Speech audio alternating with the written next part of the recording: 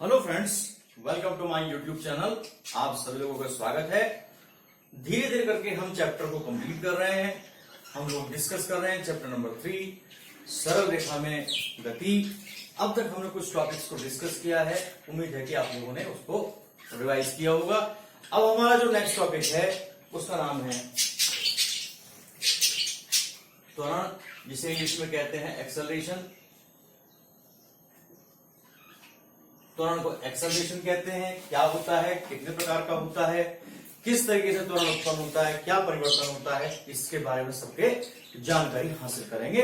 तो चलिए चलते हैं। कि चलने से पहले चैनल को सब्सक्राइब करें, वीडियो को लाइक करें, शेयर करें और बेल आइकन जो घंटी लगी हुई है उसको जरूर दबाएं, जिससे कि आने वाले नई वीडियो की नोटिफिकेशन आपको मिल जाए। शेयर उन बच्चों के साथ जरूर करें जिनको इसका बेनिफिट नहीं हो पा रहा है, तो उनको शेयर करें। चलिए चलते हैं, त्वरण के बारे में जानकारी करते हैं। नाम आता है त्वरण। आप सभी ने पढ़ा होगा 9th में, वेग भी पढ़ा है, चाल भी पढ़ी है, त्वरण भी पढ़ा है। तो त्वरण होता क्या है? जब किसी वस्तु के वेग में परिवर्तन होता है, जब किसी वस्तु के वेग में परिवर्तन होता है तो परिवर्तन के कारण, समय के साथ परिवर्तन के कारण एक प्रकार का की राशि पैदा होती है, जिसको हम कहते हैं त्वरण। तो परिभाषा क्या लिखेंगे? परिभाषा लिखते हैं साथ साथ किसी वस्तु के वेग में एकांत समय में होने वाले परिवर्तन को त्वरण कहते हैं। तो क्या लिखेंगे? त्वरण बराबर वेग परिवर्तन बटे समय। परिवर्तन कोई राशि नहीं है, राशि है वेग। इसलिए मात्रक जो लिखा जाएगा वेग और समय के आधार पर लिखा जाएगा। तो मात्रक क्या होगा? मात्रक की अगर बात करें, वेग का मात्रक होता है मीटर प्रति सेकंड और इसका मात्रक होता है सेकंड। तो हो गया मीटर प्रति सेकंड स्क्वायर। विमा क्या होगी? विमा होगी LT-2, पहले दिखा चुके हैं। और साथ में ये राशि किस प्रकार की है? क्योंकि राशियां दो प्रकार की होती हैं, या तो राशि सदिश होती है या राशि अदिश होती है। तो ये राशि है क्योंकि दिशा के ऊपर डिपेंड करती है, राशि हो गई सदिश। तो इस प्रकार से हमने त्वरण को परिभाषित किया। अब हम त्वरण के प्रकार किस किस तरीके के होते हैं उसको लेके चलेंगे। तो अब नेक्स्ट टॉपिक में हम आएंगे त्वरण के प्रकार। त्वरण के प्रकार की बात हम करते हैं। किस किस तरीके, जैसे जिस प्रकार के चाल होती है उसी प्रकार का वेग होता है, उसी प्रकार के त्वरण होते हैं। पहला क्या है? समान त्वरण। दूसरा क्या है? असमान त्वरण। तीसरा क्या है? औसत त्वरण। और चौथा है आपका तात्क्षणिक त्वरण। तो चलिए हम सबसे पहले चलते हैं एक समान त्वरण की हम बात करते हैं। जब भी हमने एक समान की बात करी है, वेग परिवर्तन और समय का अनुपात त्वरण होता है। एक समान की बात करी है तो इसका मतलब ये हुआ कि वेग परिवर्तन और जो समय का जो अनुपात है वो नियत रहना चाहिए। तो परिभाषा लिखेंगे, यदि किसी वस्तु की गति के समय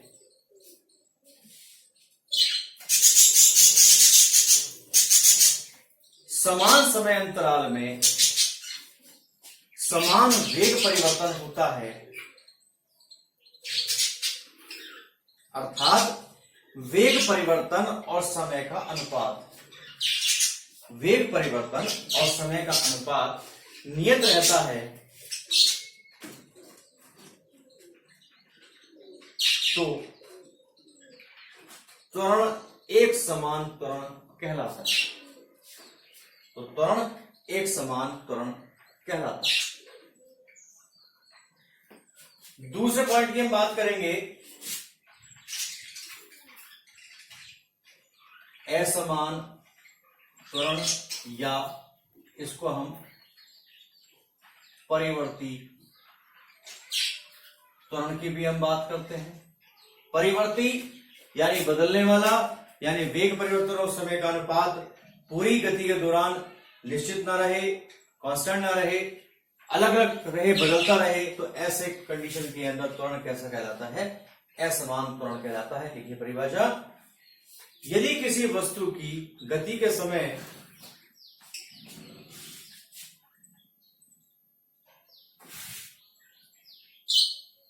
समान समय अंतराल में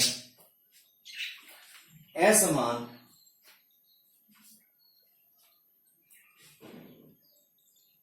वेग परिवर्तन होता है तो त्वरण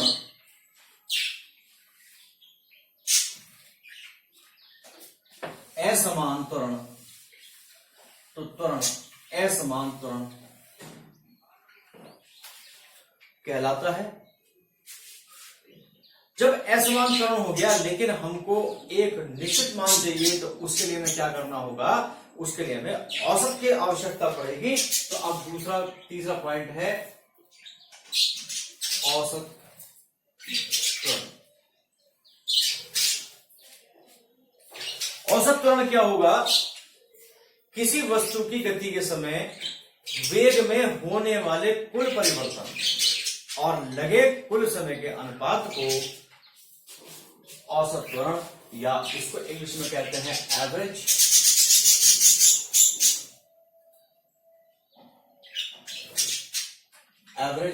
एक्सेलरेशन कहते हैं। तो लिखिए, यदि किसी वस्तु की गति के समय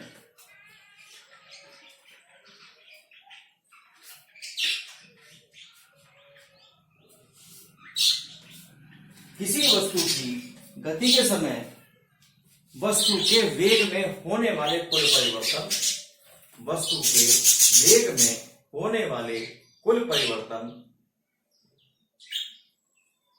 तथा लगे कुल समय का अनुपात, लगे कुल समय का अनुपात औसत त्वरण कहलाता है। अब इसको कैसे कैलकुलेट करेंगे? माना डेल्टा टी समय में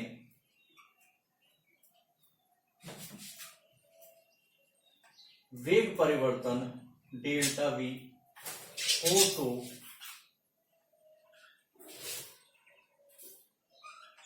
औसत त्वरण एक के ऊपर बार का इस्तेमाल करेंगे, delta V upon delta T का हम यूज इसमें करके चलते हैं। तो इस प्रकार से हमने क्या निकाला? औसत त्वरण के बारे में जानकारी ली। अब हम इसी के साथ चलते हैं, क्योंकि इससे जुड़ा हुआ है तात्क्षणिक त्वरण, इसको इंग्लिश में कहते हैं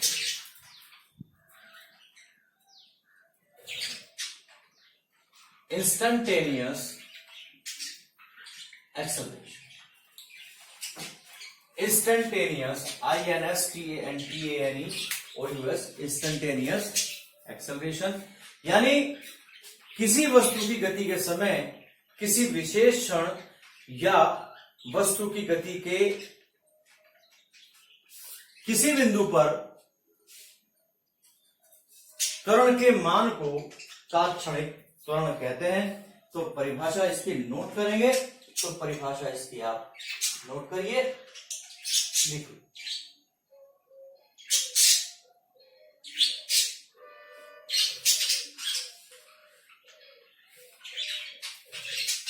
किसी वस्तु की गति के समय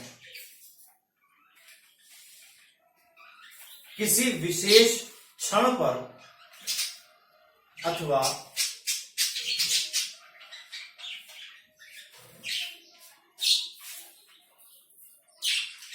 किसी विशेष बिंदु पर वस्तु के त्वरण को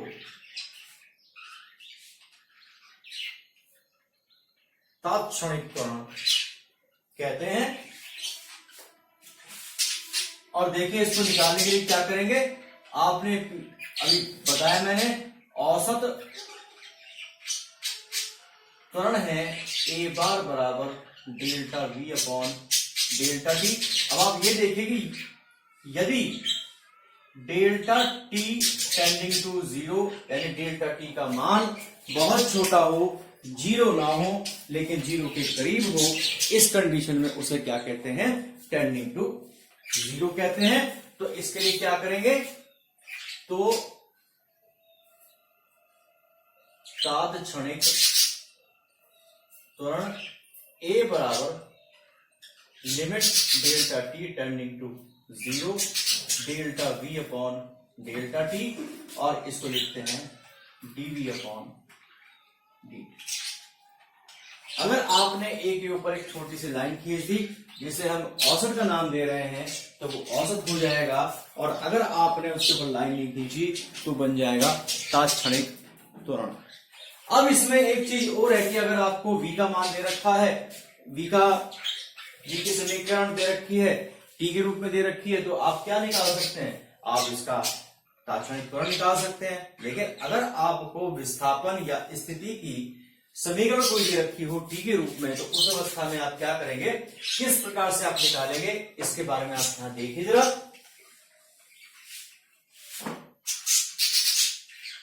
चूंकि v बराबर होता है ds अपॉन dt के, यानी स्थिति में परिवर्तन बटे समय, स्थिति परिवर्तन को हम कहते हैं विस्थापन, और समय अंतराल यहां आ गया, तो इसलिए जब हम यहां लिखेंगे a बराबर तात्क्षणिक त्वरण की बात करें d अपॉन dt, तो ये हो गया, v के स्थान पर रखा ds अपॉन dt। और इसमें आप एक बात हमेशा ध्यान रखना कि ds एक वर्ड है, d और s अलग अलग नहीं है, dt एक वर्ड है, तो इसको हम लिखते हैं d two s upon dt।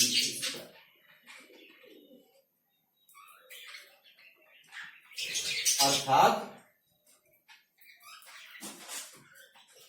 स्थिति के द्वितीय अवकलन को त्वरण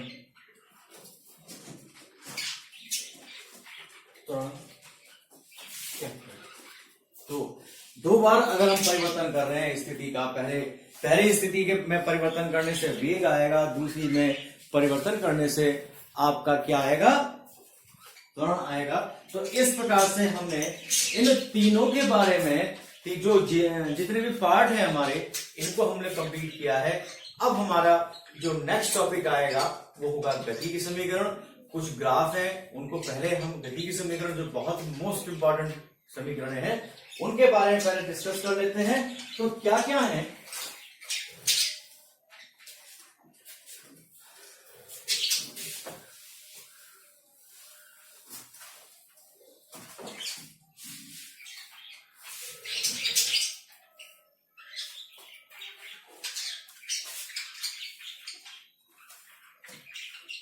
एक समान त्वरण की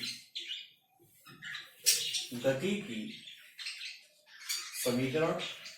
देखिए आप लोगों ने सबने पढ़ी होगी, पहली है v is equal to U plus A T, second पढ़ी होगी s is equal to U T plus half A T square, और तीसरी पढ़ी होगी v square is equal to U square plus 2as आपने पढ़ी होगी।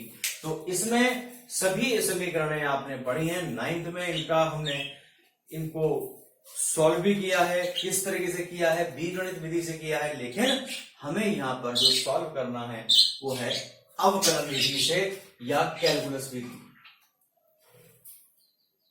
अवकलन,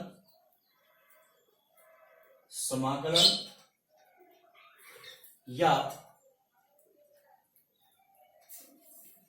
कैलकुलस विधि से हमको सॉल्व करना है। याद रखिए कि यहां पर अगर आपको ये बात दी जाती है कि आप समीकरण को कैलकुलस विधि से हल करें, तो आप अगर 9th का पार्ट करते हैं, 9th के आधार पर उनको सॉल्व करते हैं, तो आपकी इक्वेशन भले सही हो, आपने सही तरीका अपनाया हो, लेकिन आपको नंबर नहीं मिलेंगे, आपके क्वेश्चन को 0 मिलेगा। तो इसलिए पहले ये ध्यान कर लें कि हमको किस मेथड से वो दिया गया है। तो इस तरीके से हम पहली इक्वेशन के बारे में जानकारी करते हैं। तो फर्स्ट इक्वेशन ऑफ मोशन के बारे में जानकारी करते हैं। क्या है पहली इक्वेशन? फर्स्ट इक्वेशन हमारी है v is equal to U plus A T, और इसमें ध्यान रखिए इसमें u है आपका प्रारंभिक वेग, जिसे हम क्या कहते हैं इनिशियल वेलोसिटी, v हो गया अंतिम वेग फाइनल वेलोसिटी, a हो गया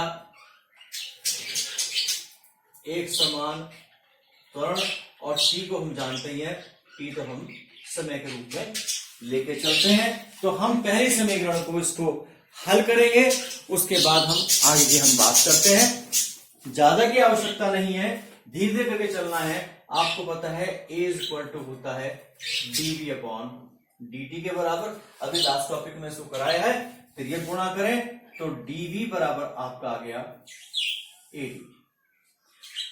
देखिए अवकलन हो या समाकलन हो, हमेशा उस राशि का होता है। अवकलन का मतलब होता है परिवर्तन करना यानी खंडित करना, और समाकलन का मतलब होता है उन खंडित हिस्सों को जोड़ करके इकट्ठा कर देना। तो यहां पर अगर d अपॉन dt के रूप लिखा है तो अवकलन है, और केवल dv या dt लिखा है तो समाकलन है। इसको अवकलन d अपॉन dt को अवकलन गुणांक कहते हैं, और इसको समाकलन गुणांक कहते हैं। तो क्या करते हैं, समाकलन करने पर integral dv equal to a dt। ध्यान रखिए कि हमें इंटीग्रल करना है, और किस राशि का करना है, जिसकी वैल्यू परिवर्तन होने वाली है। तो एक समान कह दिया, एक समान का मतलब है कांस्टेंट। नीचे का हिस्सा निम्न सीमा वाला कहलाता है। जब समय 0 है तो वेग प्रारंभिक है, समय बढ़कर t हो गया तो वेग भी अंतिम हो गया, और सूत्र क्या इस्तेमाल होगा, इंटीग्रल dx बराबर x का इस्तेमाल होता है। जैसे dx का x हुआ, ऐसे dv का v हो जाएगा, u से लेकर के v तक a, इसका हो जाएगा t, 0 to t की हम बात करते हैं। अब पहले उच्च सीमा रखी जाती है, उच्च सीमा v में v रखेंगे तो v आएगा, v में u रखेंगे तो u आएगा, बीच में माइनस लगाते हैं, a t माइनस 0, तो v माइनस u बराबर 80, v बराबर u प्लस 80। हमारी पहली समीकरण कंप्लीट हो गई। और ये ध्यान रखिए, एक या दो बार आपको प्रैक्टिस करनी पड़ेगी, बहुत आसानी से आप इसको याद कर सकते हैं, बहुत आसानी से इसको आप सॉल्व कर सकते हैं। तो इससे ज्यादा टॉपिक आज हम लेके नहीं चलेंगे, तो धीरे धीरे से टॉपिक को हम आगे बढ़ाएंगे, और जैसे जैसे टॉपिक्स आगे बढ़ेंगे आपकी अंडरस्टैंडिंग, आपका मेंटल लेवल भी में भी वृद्धि होगी। इस तरीके से आज जितना मैं टॉपिक कराया उसको एक बार रिवाइज कर लें, कंप्लीट कर लें, वीडियो को स्टार्टिंग से लेकर के एंड तक देखें, जिससे कि कोई प्रॉब्लम ना आए। वीडियो कैसी लगी इस बारे में कमेंट बॉक्स में जरूर बताएं, और इंतजार करें नेक्स्ट वीडियो का, नेक्स्ट टॉपिक का। इतने मेरे साथ बने रहें, हंसते रहें, मुस्कुराते रहें, खुश रहें। Thank you for watching.